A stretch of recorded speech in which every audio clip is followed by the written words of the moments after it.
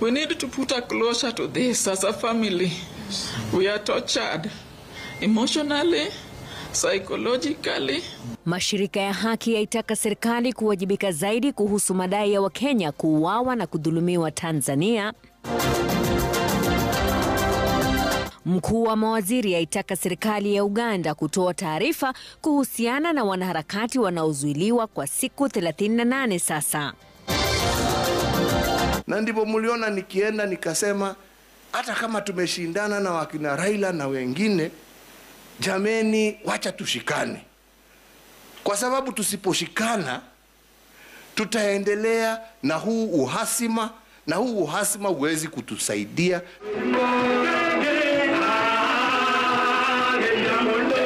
Rais mstaafu Uhuru Kenyatta wataka wanasiasa kukomesha siasa za matusi, akiwataka kueneza siasa za sera. Na kwenye longalonga hii leo tunauliza, kutweza utu wa mtu ni kufanya nini? Picha ya kudhalilisha mtu kwa mtandao. Ni picha za kudhalilisha ama kudharau. Picha za kutweza ni ile hali ya kumzalilisha mtu, kuleta ile dharau ama kudharau mtu wakati yako katika hali fulani duni.